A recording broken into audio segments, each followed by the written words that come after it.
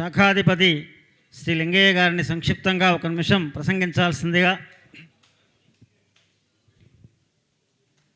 వేదిక ముందు ఉన్న వారికి, అదేవిధంగా వేదిక పైన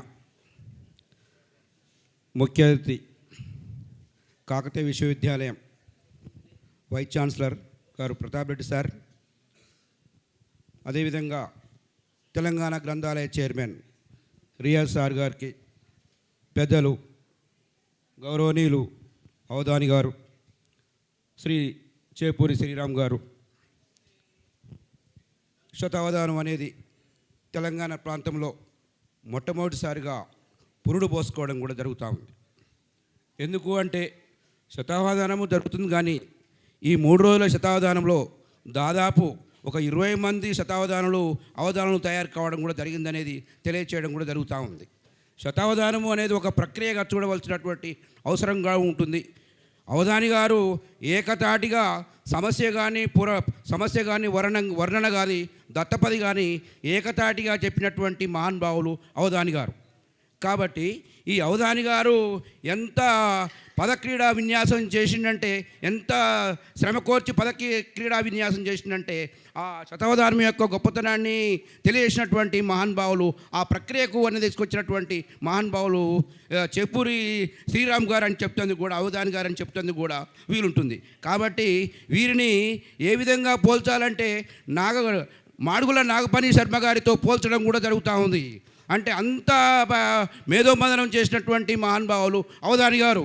కాబట్టి వీళ్ళు ఇంకా కూడా చేయవలసినటువంటి అవసరం ఉంటుంది. ఈ 3 రోజులనే ఎంతమంది తయారు చేసినట్టే, 20 మంది తయారు చేసినట్టే, ఇంకా 3 రోజులు తయారు చేస్తే ఎంతమంది తయారు చేస్తారంటే 100 మంది తయారు చేసేటువంటి అవకాశం ఉంటుంది.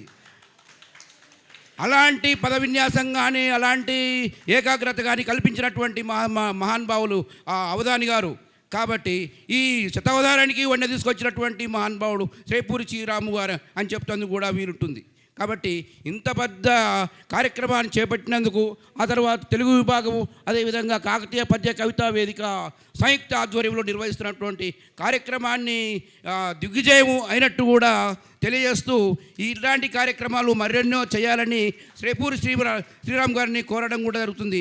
అదేవిధంగా ఈ కార్యక్రమానికి ప్రత్యేకంగా మా వైస్ ఛాన్సలర్ గారు ప్రోత్సహించడము, చేసుకోండి అని, రిజిస్ట్రార్ గారు చేసుకోండి అని చెప్పడము, ఆ విధానంలోనే మేము ముందుకు రావడము, మా దగ్గరికి మీరు రావడం, కలుసుకోవడము, మంచిగా ఈ 3 రోజుల కార్యక్రమాన్ని దిగ్విజయంగా చేసుకోవడం కూడా జరిగింది. అందుకోసం వాళ్ళ ప్రోత్సాహంతో, పెద్దవాళ్ళ ప్రోత్సాహంతో నేను కదిలినా. కాబట్టి పెద్దవాళ్ళ ప్రోత్సాహం లేకుంటే మనం ఏ పని కూడా చేస్తుంది కూడా వీల్లేదు. కాబట్టి వాళ్ళు నడుచుకోండి అని చెప్తున్నారు. కాబట్టి మేము ఈ కార్యక్రమాన్ని దిగ్విజయం చేయడం కూడా జరిగింది.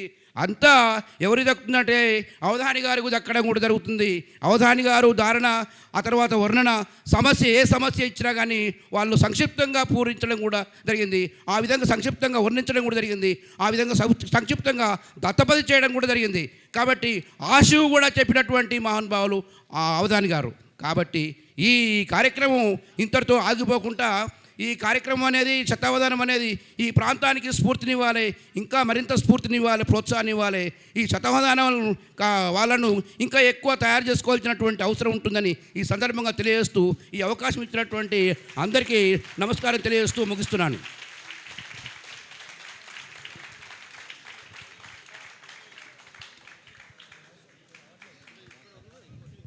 తెలుగు శాఖ పక్షాన వారు అందించిన సహకారం అనన్యమైనది. వారికి హృదయపూర్వక ధన్యవాదాలు. తర్వాత ఈ మన నగరంలో